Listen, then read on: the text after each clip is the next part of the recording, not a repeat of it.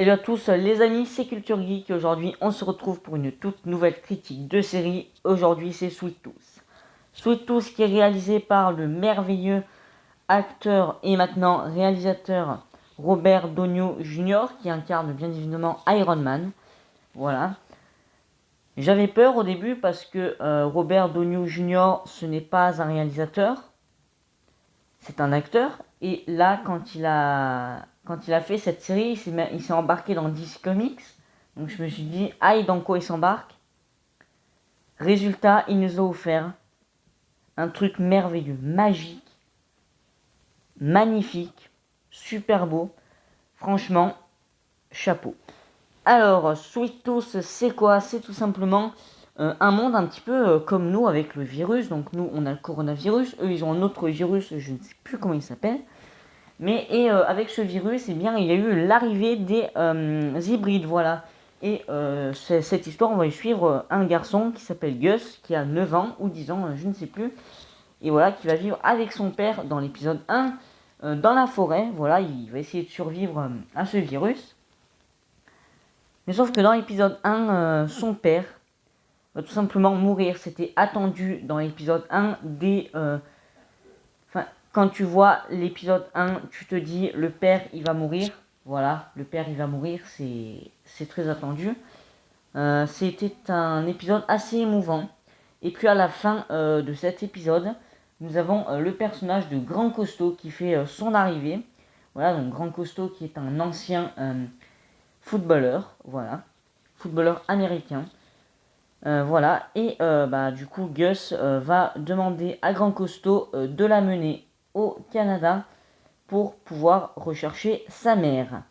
Plus tard, il y aura un nouveau personnage qui viendra s'ajouter à notre duo. C'est tout simplement le personnage de Ours, qui est pour moi un très bon personnage. Voilà, donc Ours qui avait créé une espèce de ligue pour accueillir les hybrides. Voilà, qui avait d'ailleurs accueilli Gus. Voilà, et qui avait capturé Grand Costaud parce que Ours ne fait pas confiance à Grand Costaud.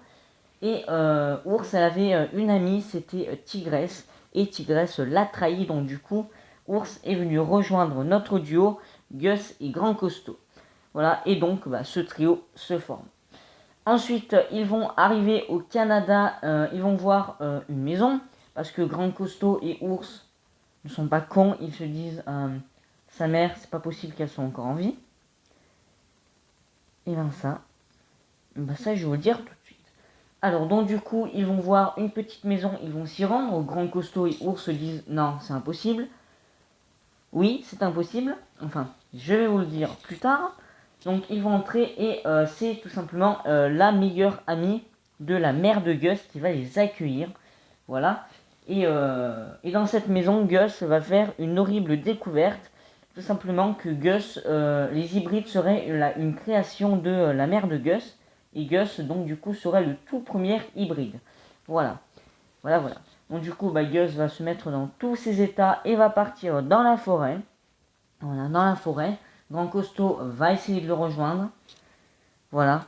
Grand Costaud va essayer de le rejoindre, mais il va se faire tirer dessus par les ennemis. Voilà. Et il y a une dame qui va récupérer Grand Costaud. Voilà, donc bien évidemment, Gus se fait kidnapper par les ennemis.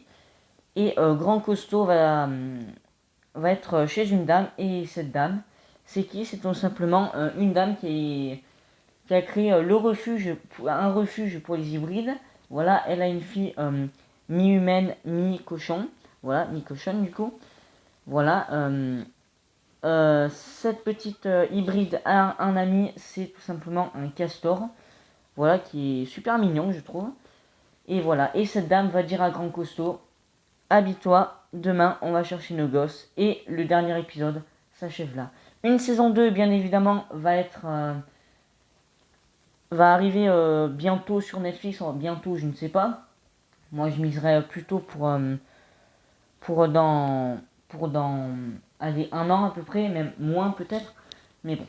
Cette série est tout simplement magique, féerique, incroyable. C'est la nature. On voit la nature. C'est vrai que nous, les jeunes, moi j'ai 14 ans, on est toujours enfermés sur nos portables, nos tablettes, nos nos trucs électroniques. Et là, à travers cette série, on nous montre la nature comme elle est. Et franchement, j'ai trouvé ça incroyable.